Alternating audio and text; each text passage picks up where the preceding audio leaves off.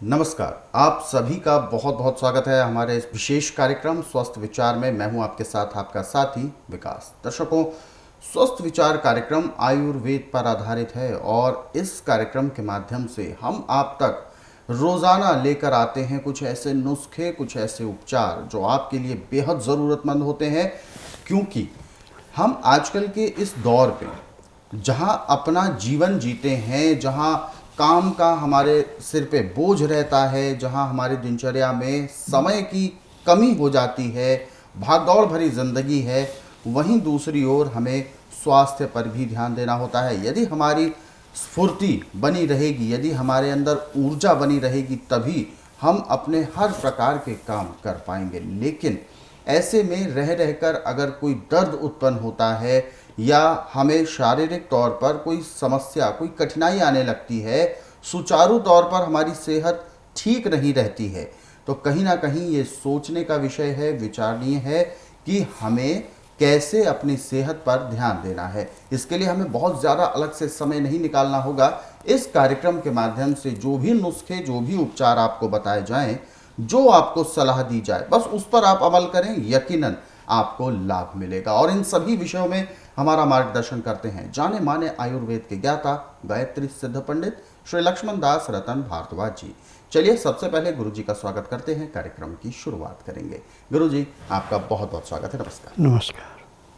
दर्शकों, स्वस्थ विचार कार्यक्रम में रोजाना कुछ ऐसे नुस्खे, उपचार हम आप तक पहुंचाते हैं जो आपको लगभग आपके हर एक रोग में काम आते हैं, यानी आपकी प्रतिरोधक क्षमता को मजबूत करते हैं। आपको कैसे अपने आप को रोगों से बचाए रखना है, अपने चारों ओर एक ऐसा सुरक्षा घेरा तैयार करना है जिसके अंदर कोई भी रोग प्रवेश ना कर पाए, और ऐसे में हम अपने हर प्रकार के काम को बहुत अच्छे से बखूबी निभा पाएंगे।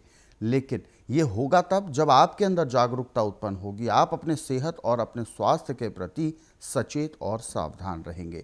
यही हमारे इस कार्यक्रम का मूल मकसद है। इसीलिए हम आप सभी से अनुरोध भी करते हैं, जब भी आप इस कार्यक्रम को देखने बैठें तो कॉपी और पेन लेकर ज़रूर बैठा करें। जो भी नुस्खे आपको बताए जाए उनको आप लिख ज़रूर लें। आगे बढ़ते हैं कार्यक्रम में और शुरू करते हैं आज के इस नए विषय पर चर्चा। गुरु जी, आज के इस अंक में हम बात करने जा रहे हैं दिमाग यानी मस्तिष्क को लेकर। ईश्वर ने सभी को बराबर मस्तिष्क दिया है, सभी का साइज सब बराबर होती है, संरचना बराबर होती है, लेकिन कुछ कारण ऐसे हो जाते हैं जिसमें मानसिक संतुलन बिगड़ जाता है किसी किसी व्यक्ति का, चाहे वो स्त्री हो, पुरुष हो, कोई भी हो। मानसिक स्थिति का असंतुलित होना, यानी जिसे पागलपन कहा जाता है, डॉक्टर्स के द्वारा उसे पागलपन कहा जाता है। ऐसी स्थिति में उस व्यक्ति का जीवन एक तरह से नर्क हो जाता है। तो सबसे पहले मैं जानना चाहूंगा, दिमाग कैसे असंतुलित हो जाता है, दिमाग कैसे पागलपन की ओर बढ़ जाता है, क्या होता है मुख्य कारण? देखिए, किसी को झटका लग जाए दिमाग में, जी या किसी को लड़ाई झगड़े में कोई ऐसी बात कह दे जाए कि दिमाग में घर कर गए, जी तो उसके अंदर जो गुस्सा आता है उससे उसका दिमाग जो है अपने संतुलन पे नहीं रहता, जी और फिर वो पागलों जैसी हरकतें करने लगता है।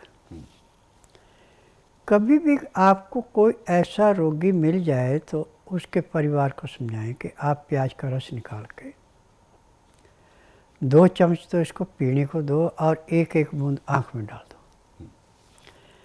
आँख में डालने से वो ऐसे दिमाग में झटका देती है कि जो वो सोच रहा था सब कुछ भूल जाता है, और पीने से अंदर खून के अंदर जो भी किसी किस्म का विकार था ऐसे समाप्त होता है जैसे जलती अग्नि में पतंगा नष्ट होता है। और प्याज की महक से जितने भी अंदर रोग के कीटाणु होते हैं नष्ट हो जाते हैं, और आधे पौने घंटे में वो जो बकवास कर रहा था उसका बंद हो जाता है और अपने सही ढंग से बात करना शुरू कर देता है। परंतु ये क्रिया आपको हर 4 घंटे बाद दोहरानी पड़ेगी, कम से कम 15 दिन तक। तो जिसको डॉक्टर ने बिजली के झटके लगा लिए, सारा कुछ कर लिए, परंतु उसका दिमाग अपने सेंटर में नहीं आ रहा था। तो 15 दिन में प्याज का रस ही उसको सेंटर में ले आएगा। क्योंकि मैं नाड़ी वैद्य हूँ, मुझे 10,000 जड़ी बूटियों को पहचाना जिनसे मैं उपचार करता हूँ, और हर महीने मेरे पास 8 से 10 मरीज पागल आते हैं जिनको बिजली के करंट भी लगा रखे हैं और घर में भी उनको बांध के रखते हैं, परंतु स्वास्थ्य विचार जिस दिन आते उसी दिन उसका बांधना बंद हो जाता है। यानी दवाई देने के 1 घंटे के अंदर वो नॉर्मल बातें करना शुरू कर देता है। जो एंड सैंड बातें करता है वो नहीं करता। जब उसका संतुलन बनता है, उसको समझाया जाता है, उसके अनुसार वो दवाई लेता है, तो 1 महीने में पूर्ण रूप से स्वस्थ होकर अपना काम भी करने लग जाता है। जी गुरुजी, मैं ये जानना चाहूँगा कि इस तरीके का रोग क्या अचानक से होता है या धीरे धीरे भी हो सकता है? देखिए, पागलपन का रोग का एक कारण, इसके अनेक कारण हैं। जब किसी को सदमे से पागलपना हुआ तो उसमें टाइम ज़्यादा लगता है। जी। किसी को दिमाग में चोट लगने से पागलपन है, उसको टाइम कम लगता है। और किसी को किसी किस्म का नशा करा के उसका पागलपना कर दिया है, जैसे धतूरा है, भांग है, गांजा है, तो इसको ठीक करने में टाइम तो ज़्यादा नहीं लगता, परंतु इसके खान पान पर और सोने पर विशेष ध्यान दिया जाता है। जी। तो जाके उसको ठीक किया जाता है। जी। क्योंकि जिनका दिमाग हिल जाता है, इनको कम से कम 8 से 10 घंटे रोज़ सुलाना अति आवश्यक होता है। तो नींद के लिए भी प्याज एक किस्म का अमृत है। उदाहरण के तौर पे आपको रात को नींद नहीं आ रही, उचाट हो गई, तो आप प्याज काट करके अपने तकिए के साथ दाएं बाएं साइड रख दें, और उसकी महक से आपको ऐसे नींद आएगी जैसे एक खटीक अपने जानवर को काट के उसको बिल्कुल शांत कर देता है। ऐसे शरीर में चेतना रहती, भयंकर नींद आती है। ये प्याज के अंदर गुण है। लहसुन, प्याज, अदरक संसार की वो वस्तु है, यदि इसके अंदर महक ना होती तो सोने से भी महंगा बिकता। और इसके गुणों को दबाने के लिए हमारे बहुत से ऐसे अनुभवी हैं जो इसकी बदबू से बिदकते हैं, और खाने के बाद उसके मुंह से महक जो आती है उससे कहते नहीं, ये नहीं खाना चाहिए, तामसिक है। प्याज, लहसुन, अदरक तामसिक नहीं है। जो इसकी महक है, इसको दबाने के लिए यदि आप उसके खाने के बाद थोड़ा सा गुड़ खा लें या जीरा भून के मुंह में डालें तो उसकी महक नहीं आएगी, आपको अच्छी खुशबू आएगी। परंतु जहाँ तक आपने कार्बन डाइऑक्साइड छोड़ी, वहाँ तक जो भी वायुमंडल के अंदर किसी किस्म के कीटाणु थे वो नष्ट हो गए, और आपको प्योर ऑक्सीजन अंदर गई, तो आपको रोग कहाँ से आएगा? जी। जितने रोग हैं ये वायु के प्रदूषण से, हमारे गलत खान पान से, गलत विचारों से, गलत संगति से रोग का आगमन होता है। परंतु स्वस्थ विचार एकमात्र ऐसा आश्रम है कि आपको रोग चाहे किसी भी कारण से है,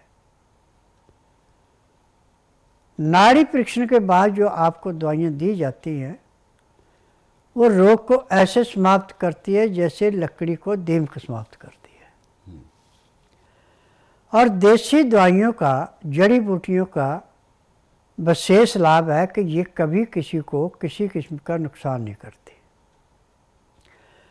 और हर एक रोग को ऐसे समाप्त करती है जैसे जलती अग्नि में पतंगा नष्ट होता है। हाँ जी, मेरा नाम राजकुमार पवार है। ये एड्रेस सर ये अपने को मोबाइल के द्वारा यूट्यूब पे मिला था। तो मेरे भाई को है, छोटे वाले को ब्रेन ट्यूमर है, उसको इलाज काफ़ी किया करवाया अपन ने इंदौर में, बाकी वहाँ से कोई भी आराम नहीं लग पाया। यहाँ अपन लेकर आए तो यहाँ आज सुबह से आए हुए हैं। एक्यूप्रेशर वगैरह हुआ और अभी मतलब आँख में नाक में दवा डाली है, उसको फ़ायदा लगा है, मतलब कुछ भी 20 से 25% फ़ायदा है। चलने फिरने में भी मतलब हाथ पाँव काम नहीं कर रहे थे, बोल भी नहीं पा रहा था, तो अभी थोड़ा राहत लग रही है और ऐसा लगता है कि यहाँ से उसको पूरा फ़ायदा हो जाएगा। मेरा नाम ओम प्रकाश शर्मा है और गंगानगर राजस्थान से मैं इस बच्चे को लेकर यहाँ आया हूँ। ये बच्चा शुरू से ही मतलब कमज़ोर था, गर्भ अवस्था से ही।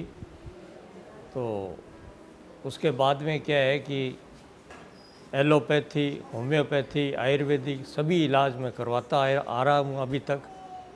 उसके बाद में टीवी पर देख करके और कुछ इसकी बहन ने जो टीवी काफ़ी देखा करती, अपने बाबा जी का प्रोग्राम, उसने काफ़ी परस्यू किया कि दीपक को भी मतलब बाबा जी को दिखाओ। तो मैं मेरे घर के 4 पेशेंट लेके आया था, जिसमें से एक मेरा छोटा भाई, भतीजा, एक ये और एक इसकी बड़ी सिस्टर।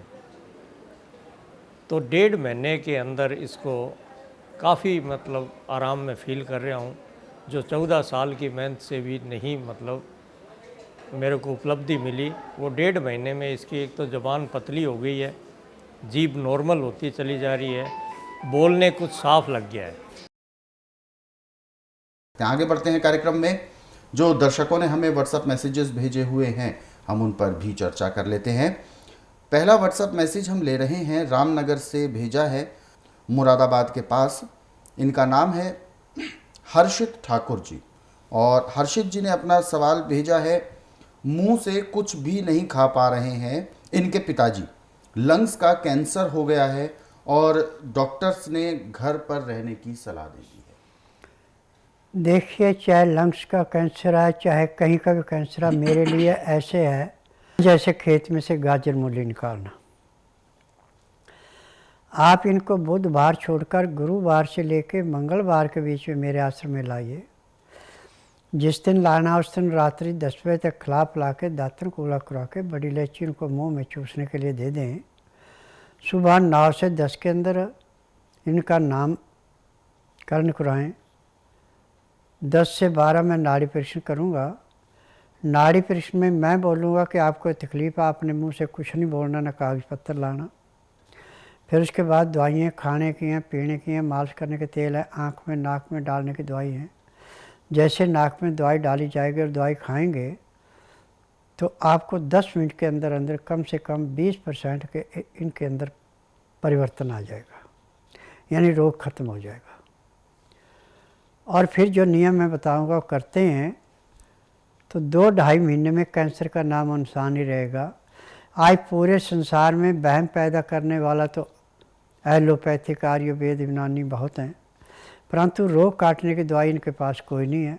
चाहे ये कीमो करें, चाहे कीमोथेरेपी करें, चाहे जो मर्जी करें, किसी भी रोग का उपचार नहीं है, सिर्फ बिजनेस है। स्वस्थ विचार एकमात्र आश्रम ऐसा है कि ना तो रोगी बोलता है, ना कागज पत्तर लाना पड़ता, ना किसी मशीन से टेस्ट करते हैं।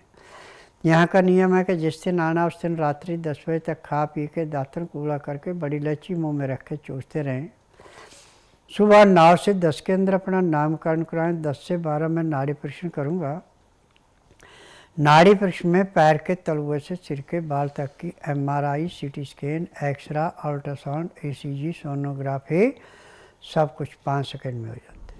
उसमें जो भी कमी शरीर के अंदर पाई जाती है दवाइयाँ दी जाती हैं। दवाइयाँ खाने की हैं, दवाइयाँ पीने की हैं, मालिश करने के तेल हैं, आँख में, नाक में, कान में डालने की दवाइयाँ हैं। यदि दवाइयाँ आप नियम से लेते हैं, परहेज करते हैं, तो जिस दिन आश्रम में आते हैं उसी दिन 20% आराम तो हर एक को मिलता है। जिसका भाग अच्छा उसको 35 से 40% भी आराम मिल जाता है। और मेरे आश्रम की दवाई सारी उम्र नहीं खानी पड़ती, किसी को 1 महीना, किसी को 1.5, किसी को 2, ज़्यादा 3 महीने। जैसे दवाई रोग समाप्त होता है, दवाइयाँ बंद हो जाती हैं। तो हर्षित जी, आपने जो सवाल अपना भेजा है उसके लिए गुरुजी ने स्पष्ट आपको सलाह दी है, एक बार रोगी को लेकर स्वस्थ विचार आश्रम आए ताकि उनका उपचार किया जा सके। हालांकि हम आपकी जो मनोस्थिति है वो समझ सकते हैं, बहुत निराशाजनक आपने सवाल किया है, जैसा कि डॉक्टर्स ने हाथ खड़े कर दिए हैं, लेकिन आपको आशा नहीं छोड़नी है। आप उनको लेकर स्वस्थ विचार आश्रम आए। ध्यान रखिएगा, रोगी के साथ एक सहयोगी ज़रूर आना चाहिए, क्योंकि जो भी रोगी को उपचार दिया जाएगा या जो चीज़ें उनको करने के लिए बताई जाएंगी, वो जो सहयोगी आते हैं वो उनकी सहायता कर सकते हैं। और किसी भी प्रकार की अधिक जानकारी के लिए आप हेल्पलाइन नंबर्स पर कॉल करें, नंबर आपकी टीवी स्क्रीन पर है। फिलहाल एक और दर्शक हमारे साथ जुड़ गए हैं लाइन पर, आइए उनसे भी बात करते हैं। हेलो, नमस्कार। क्या शुभ नाम है आपका? विष्णु जी, कहाँ से बात कर रहे हैं आप? जयपुर से बात कर रहे हैं। जी, गुरु जी आपको सुन रहे हैं, पूछिए, आपका जो भी सवाल है गुरु जी से आप सीधा पूछ सकते हैं, बताइए। नमस्कार। हाँ, नमस्कार बेटा। जी। हाँ, ऐसा है कि हमारे जो पत्नी के धर्म पत्नी के जो घुटनों में दर्द हो रहा है 15-20 दिन से, बहुत ज्यादा चलने फिरने में परेशानी हो रही है। जी। देखो बेटा, घुटनों में दर्द होने का कारण इसके 3-4 कारण है। खड़े खड़े खाते पीते घुटने में दर्द होगा, कभी काम करते करते करते लापरवाही से घुटने में चोट लगी, दर्द होगा। यदि आपके घर में एसी कूलर पंखा चल रहा है और आपने किसी ठंडी चीज़ का सेवन किया है तो भी घुटने में दर्द होगा। दर्द चाहे किसी भी कारण से है, मेरे लिए तो ऐसा है ये जैसे खेत में से गाजर मूली निकालना। आप ऐसा कीजिए, बुधवार छोड़कर गुरुवार से लेकर मंगलवार के बीच में इसको मेरे आश्रम में लाइए। जिस दिन लाना उस दिन रात्रि 10 बजे तक खिला पिला के दातन कूड़ा करा के बड़ी इलायची मुंह में चूसने के लिए दे दें। सुबह 9 से 10 के अंदर इसका नामकरण कराना। 10 से 12 में नाड़ी परीक्षण करूँगा। नाड़ी परीक्षण में पैर के तलुए से सिर के बाल तक की MRI, CT scan, x-ray, ultrasound, ECG, sonography, सब कुछ 5 सेकंड में हो जाएगा। उसमें जो भी कमी शरीर के अंदर पाई जाएगी दवाइयाँ दी जाएंगी। दवाइयाँ खाने की हैं, दवाइयाँ पीने की हैं, मालिश करने के तेल हैं, आँख में, नाक में, कान में डालने की दवाइयाँ हैं। यदि दवाई आप नियम से लेंगे, परहेज करेंगे और मालिश करेंगे घुटने की, तो दर्द तो उसी दिन कम से कम 35 से 40% कम हो जाएगा और 15 दिन में दर्द का नामो निशान नहीं रहेगा। परंतु इसमें ऐसा है कि यहाँ जिस दिन आना है तो कमीज सलवार नाड़े वाली पहन के आना, कहीं अपना राजस्थानी सूट पहन के नहीं आना, क्योंकि मेरे उपचार में पूरा शरीर ढका हुआ होना चाहिए। और तो सलवार पहने की नाड़े वाली, कहीं नाड़े की जगह पर उसमें भी प्लास्टिक डाल रखा है तो भी नाड़ी परीक्षण में पता लगेगा तो दवाई नहीं दी जाएगी। मैं नाड़ी वैद्य हूँ, जड़ी बूटियों से इलाज करता हूँ और मेरी जड़ी बूटियों की इतनी विशेषता है कि आदमी के अंदर सांस है तो आखिरी सांस लेता हुआ भी खुल के बात करके जाता है कि हाँ मेरे से गलती हुई, इसकी सज़ा मुझे माफ़ करना। क्योंकि आंधे को दिखाना, बहरे को सुनाना, गूंगे से बुलाना, बांझ से संतान उत्पत्ति कराना, मर्द को मर्द बनाना, अनहोनी को होनी करके दिखाना, ये मेरा काम है। अब एक मेरे पास मरीज आया था जिसका बायां फेफड़ा पूरा काट दिया था, दायां फेफड़ा आधा था और वो आधे फेफड़े से 2 लीटर की पानी की बोतल 1 घंटे में भरती थी। जब उसका नाड़ी परीक्षण किया उसने बताया, मैंने कहा भाई आपने ये गलत काम किया है। कहते हैं राजीव गांधी हॉस्पिटल से मेरा ऑपरेशन हुआ था, बायां फेफड़ा काट के दायां का भी आधा हिस्सा काट रखा है, इसमें कैंसर था और आज मेरे को बहुत ज़्यादा सांस फूल रहा है और न मैं रात को सो सकता हूँ न दिन में आराम कर सकता हूँ। तो जैसे उसको दवाई दिया हफ्ते में, तो उसकी बोतल से जो पानी 2 लीटर भरता था बंद हो गया और महीने 1.5 महीने पूर्ण रूप से स्वस्थ होकर उसका भी इंटरव्यू देख लेना आपने। तो यहाँ पे किसी भी रोग को स्थायी नहीं माना गया, मेरे लिए सब अस्थाई हैं। क्योंकि मैं जड़ी बूटियों से इलाज करता हूँ, नब्ज देख के इलाज करता हूँ। मैं ना रोगी से पूछता, ना कागज पत्र देखता, ना मशीनों से टेस्ट करता हूँ। मैं नाड़ी वैद्य हूँ। पैर के तलुए से सिर के बाल तक की MRI, CT scan, x-ray, ultrasound, ECG, sonography, यहाँ पे सब कुछ 5 सेकंड में हो जाते हैं। उसमें जो भी कमियाँ शरीर में पाई जाती है दवाइयाँ दी जाती हैं। दवाइयाँ खाने की हैं, दवाइयाँ पीने की हैं, मालिश करने के तेल हैं, आँख में, नाक में, कान में डालने की दवाइयाँ हैं।